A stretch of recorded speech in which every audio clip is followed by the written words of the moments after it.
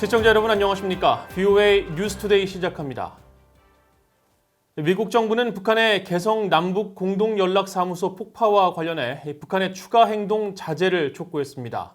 유엔 등 국제사회들도 일제히 우려의 목소리를 높였습니다. 첫 소식 함지하 기자가 보도합니다.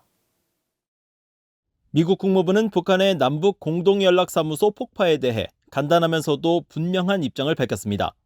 북한의 연락사무소 폭파에 대한 입장을 묻는 VOA의 질문에 미국은 남북관계에 관한 한국의 노력을 전적으로 지지한다면서 북한이 추가적인 비생산적 행동들을 자제할 것을 촉구한다고 밝혔습니다. 최근 북한의 잇따른 비난 담화에 대해 실망했다고 했던 국무부가 이번에는 추가 행동에 대한 자제를 촉구하고 나선 겁니다. 앞서 미국 행정부 고위관리도 북한이 개성 연락사무소를 파괴한 것을 알고 있다면서 동맹인 한국과 긴밀히 조율하고 있다고 VOA에 말했습니다. 유엔과 유럽연합 등 국제사회는 우려를 표했습니다. 유엔 사무총장 부대변인은 안토니오 구테우스 유엔 사무총장이 최근 한반도 상황을 우려하고 있으며 모두에게 평화와 번영의 평화적 해결로 이어질 수 있는 남북 대화 재개를 촉구했다고 밝혔습니다. 유럽연합 EU는 용납할 수 없다면서 북한을 비난하는 성명을 발표했습니다. 유럽연합은 성명에서 한반도의 긴장을 고조시키고 상황을 불안정하게 하며 외교적 노력을 저해야 하는 북한의 최근 행동들에 강한 유감을 표명한다고 밝혔습니다. 그러면서 높아진 군사적 수사와 한국과의 공식 연락 채널 단절이 함께 이뤄진 북한의 개성 연락사무소 폭파는 용납되지 않으며 어떤 추가 도발과 훼손적인 조치도 피해야 한다고 강조했습니다. 아울러 한반도 비핵화를 위한 대화 재개를 촉구하면서 북한의 완전하고 검증 가능하며 되돌릴 수 없는 핵과 미사일 프로그램 폐기에 대한 구체적 행동이 없는 상황에서 유럽연합은 대북 제재가 완전히 이행되고 존중되도록 국제사회와 계속 협력하겠다고 지적했습니다. 스위스 외교부는 최근 남북 긴장 고조 상황을 예의주시하고 있다며 한반도 문제의 평화적 해결을 위한 남북 대화가 필수적이라고 강조했습니다. 스가 요시히데 일본 관방장관은 미국과 한국 등과 협력하면서 필요한 정보 수집과 분석을 실시하고 정세를 주시하면서 경계 감시에 전력을 기울이고 있다고 말했습니다. 또 러시아 크렘린궁 대변인도 한반도에서 일어나는 일을 예의주시하고 있다면서 공동연락사무소 폭파는 우려를 불러일으키며 모든 당사자의 자제를 촉구한다고 밝혔습니다. 중국 외교부는 말을 아꼈습니다. 그러나 북한과 한국은 한 민족이라며 중국은 이웃 국가로서 일관되게 한반도의 평화와 안정이 유지되길 희망한다고 말했습니다. VOA 뉴스 함지하입니다. 북한이 개성공단 내 남북 공동연락사무소를 폭파한 데 이어 비무장지대 DMZ에 군대를 보내겠다고 밝히고 접경지역 군사훈련 재개 등 군사합의 파기를 시사했습니다. 미국 내 전문가들은 북한의 한국을 향한 직접적인 군사 도발 가능성을 배제할 수 없다고 분석했습니다. 김시영 기자의 보도입니다. 북한이 16일 2018년 남북 정상 간 합의로 세워진 개성공단 내 남북 공동연락사무소를 폭파하고 북한 군 총참모부는 비무장화된 지대들에 군대가 다시 진출해 전선을 요새화하겠다며 도발 수위를 높이고 있습니다. 브루스 벡톨 미 안젤로 주립대 교수는 북한의 다음 도발은 DMZ 인근에서 벌어질 수 있다고 예상했습니다. I think the next possible provocation could be a violent provocation, and that could be, along the DMZ, or it could be along the northern limit line, because North Korea has moved troops back all along the DMZ and on the northern limit line, so has the ROK. So right now, were North Korea to conduct a provocation, a violent provocation along the DMZ, ROK forces would be very vulnerable.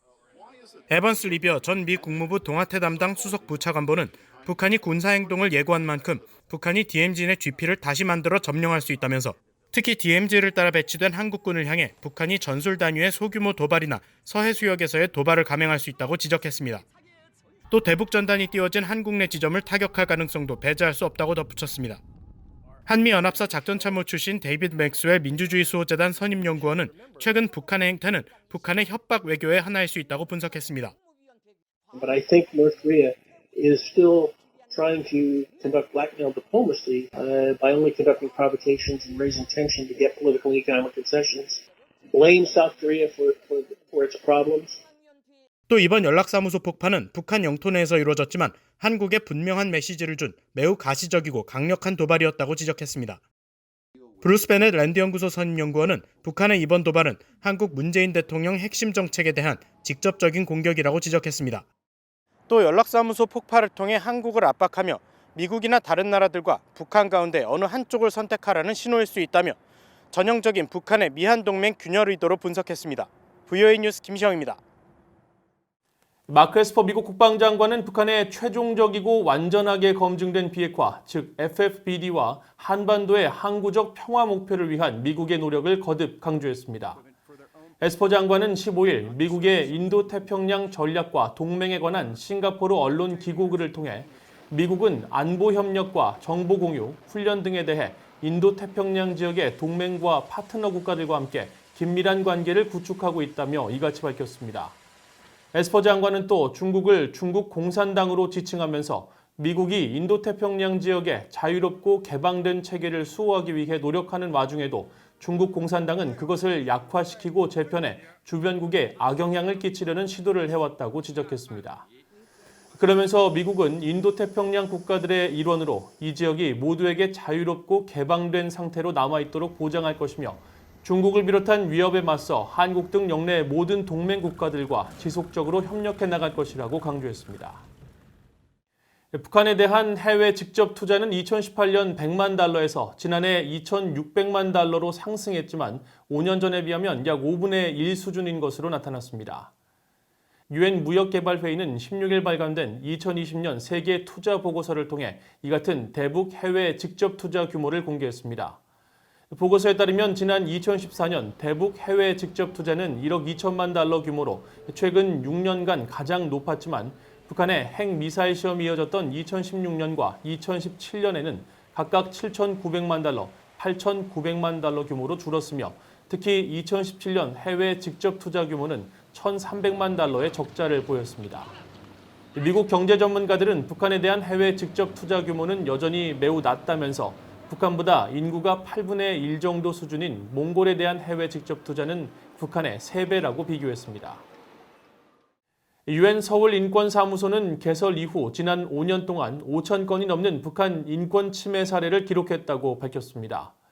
유엔 서울인권사무소는 16일 개설 5주년을 일주일 앞두고 공개한 보고서를 통해 그간 북한의 인권 상황을 감시하고 기록했다면서 설립 이후 탈북민 397명을 면담하고 북한 인권 상황과 관련한 정기 보고서 7건 등 총 9건의 보고서를 제출했다고 밝혔습니다.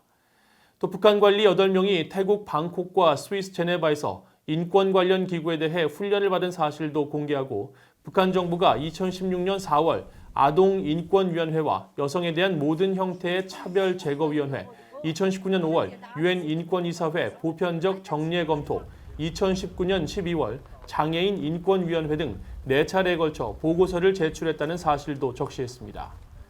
유엔 서울인권사무소는 2014년 유엔 북한인권조사위원회의 조직 설치 권고에 따라 이듬해 6월 23일 서울에 현장 사무소를 설치하고 북한의 인권 상황을 감시하고 기록을 보존하는 등 북한 인권 문제에 핵심적인 역할을 수행하고 있습니다. 이상으로 VOA 뉴스투데이를 마칩니다. 시청해주신 여러분 고맙습니다.